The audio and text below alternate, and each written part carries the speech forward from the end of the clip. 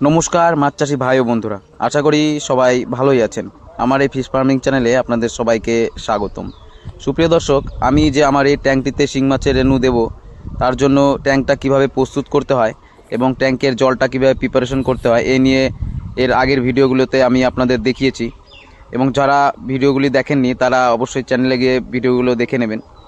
দেখুন, আমার ট্যাঙ্কটা কিন্তু রেনু ছাড়ার জন্য মোটামুটি প্রস্তুত হয়ে গেছে।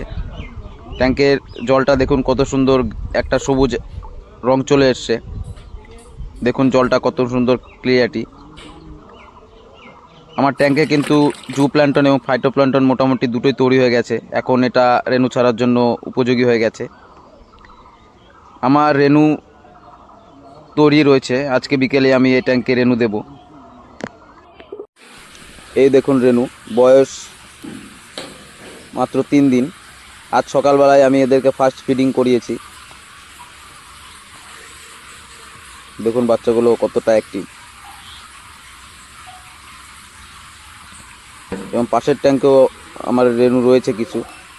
যে পরিমাণ রেনু আমি দিতে চেয়েছিলাম সে পরিমাণ দিতে পারবো না, কারণ প্রথম সিজনের প্রথম দিক রেনু একটু কমই হয়েছে।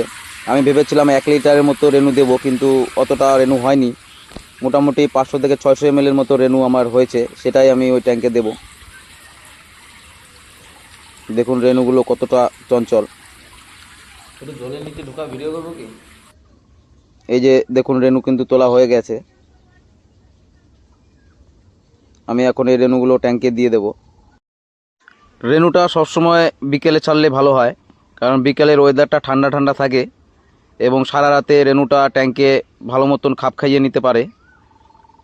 আর যদি খুবই অসুবিধা হয় তাহলে খুব সকালবেলা রেনুটা ছাড়বেন, কারণ তখনও ওয়েদারটা ঠান্ডা থাকে। আর একদম বাচ্চা নিয়ে এসে কিন্তু ট্যাঙ্কে ছেড়ে দেবেন না। প্রথমে ট্যাঙ্কের জলে কিছুক্ষণ রেখে দেবেন, এতে ট্যাঙ্কের জলের সাথে রেনু একটু খাপ খাইয়ে নেবেন, তারপরে কিন্তু রেনুটা দেবেন। দেখুন রেনুটাকে কিন্তু কিছুক্ষণ ট্যাঙ্কের জল পাত্রটার মধ্যে ঢুকিয়ে কিছুক্ষণ রেখে দেওয়া হচ্ছে।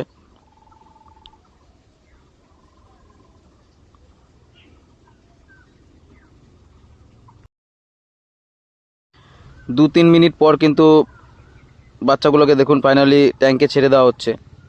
যারা অক্সিজেন প্যাকিং করে নিয়ে আসবেন তারা কমসে কম 15-20 মিনিট ট্যাঙ্কের জলে ভিজিয়ে রাখবেন, তারপরে আস্তে আস্তে বাচ্চাগুলোকে রিলিজ করবেন। দেখুন কিভাবে বাচ্চাগুলোকে ছাড়া হচ্ছে। কিছুটা করে ট্যাঙ্কের জল পাত্রে ঢোকানো হচ্ছে এবং তারপরে ওর সাথে সাথে কিছুটা করে বাচ্চা বের করে দেওয়া হচ্ছে।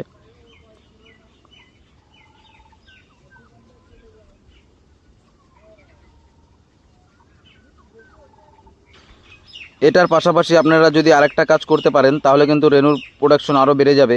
সেটা হচ্ছে ট্যাঙ্কে আপনাদের আলাদা করে একটি ঝর্ণার কানেকশন করতে হবে। এইরকম দেখুন ঝর্ণা চলছে। বেশি জলের প্রয়োজন নেই আর সবসময় চালানোরও দরকার নেই। সন্ধ্যাবেলার থেকে সকাল অবধি চালাবেন।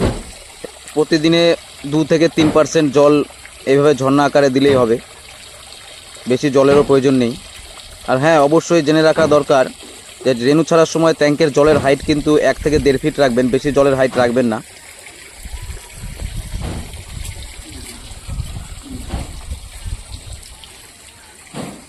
দেখুন আমার পাশের ট্যাঙ্কে কিন্তু কাজ চলছে, এটাতে আমি মাগুর মাছের রেনু দেব।